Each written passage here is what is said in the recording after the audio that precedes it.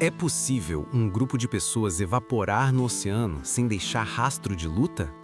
O mistério do Mary Celeste desafia a lógica há mais de um século.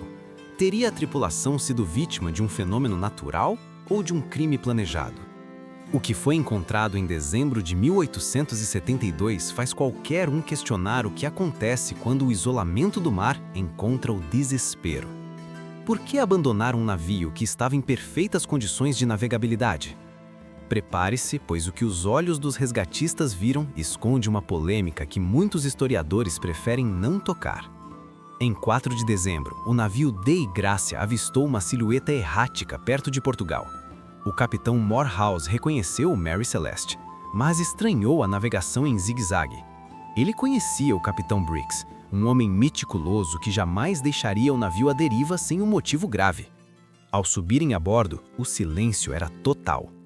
Por que marinheiros experientes permitiriam que a embarcação agisse como se fosse guiada por um fantasma?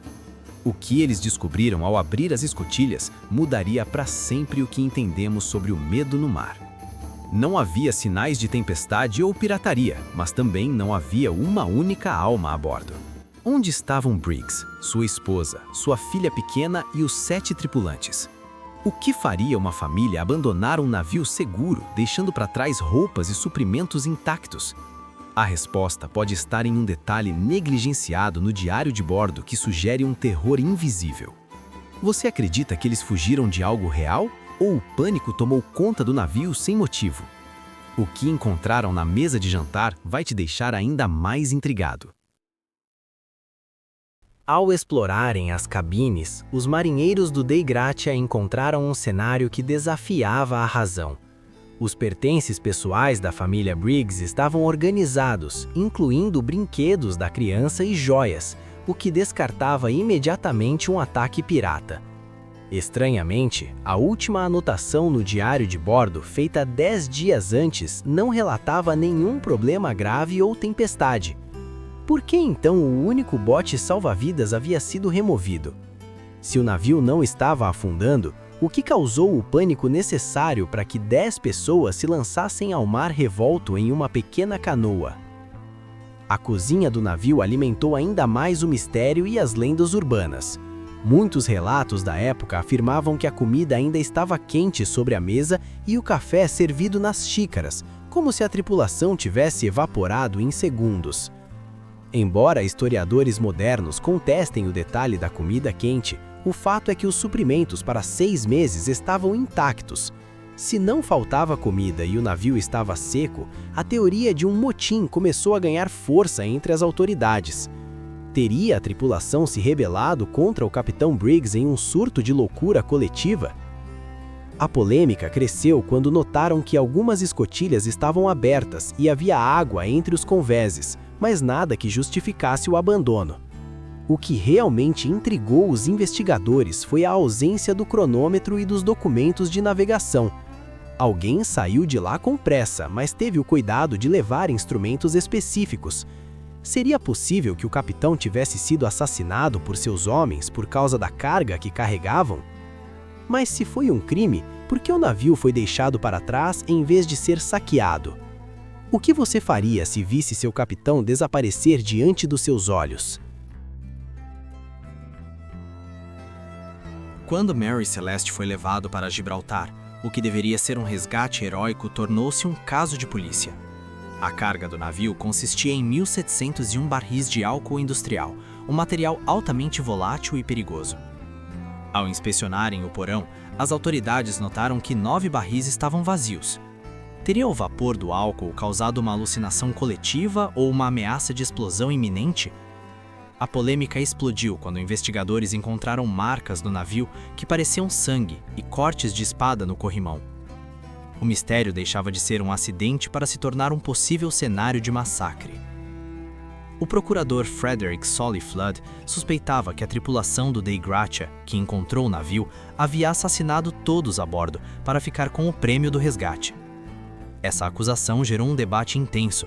Como marinheiros simples poderiam realizar um crime tão limpo sem deixar corpos ou sinais de luta corporal? Durante o julgamento, a teoria do motim foi confrontada com o fato de que o capitão Briggs era um homem religioso e respeitado, sem inimigos aparentes. Se houve um crime, onde estavam as armas?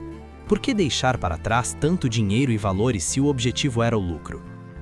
A pressão sobre os sobreviventes aumentava a cada depoimento, e a opinião pública estava dividida.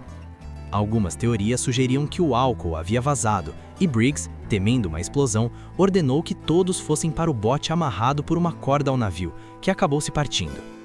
Mas, se foi apenas um acidente técnico, por que as marcas de sangue foram encontradas? Anos depois, análises sugeriram que o sangue era apenas resíduo de ferro ou tinta, mas a dúvida já estava plantada. Você acredita na honestidade de quem encontrou o navio ou acha que o ouro falou mais alto que a vida humana?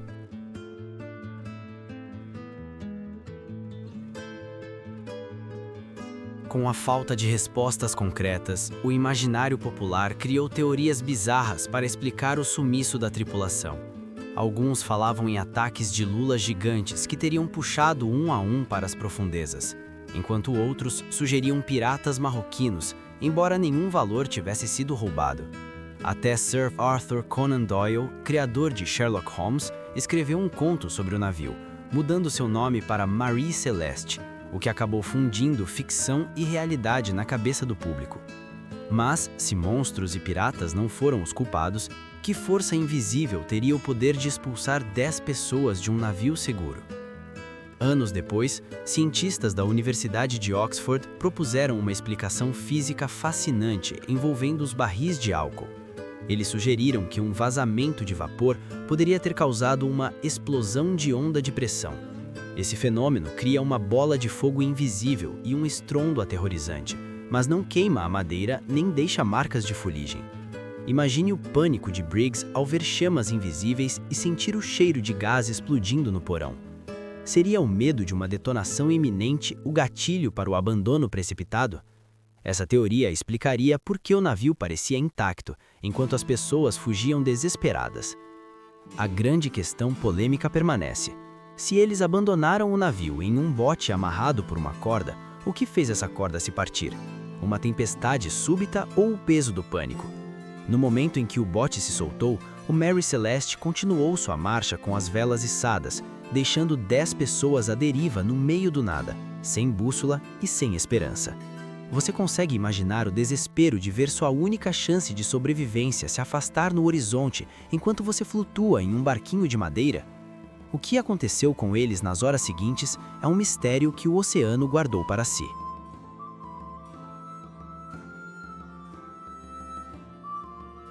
O destino do Mary Celeste após o mistério foi tão sombrio quanto o desaparecimento de sua tripulação.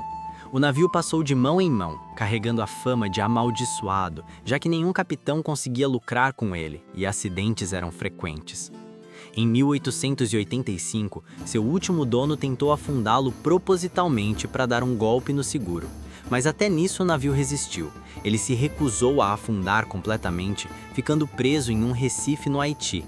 O esqueleto da embarcação apodreceu sob o sol, como se o próprio mar quisesse apagar as provas de um enigma que a humanidade não foi capaz de resolver.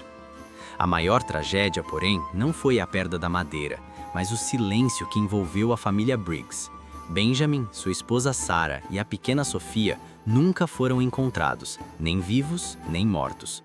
O mistério do Mary Celeste sobrevive hoje como um eco que nos lembra da fragilidade humana diante da vastidão do oceano. A ciência pode explicar os vapores de álcool e a história pode teorizar sobre motins, mas a verdade absoluta afundou com aquele bote salva-vidas.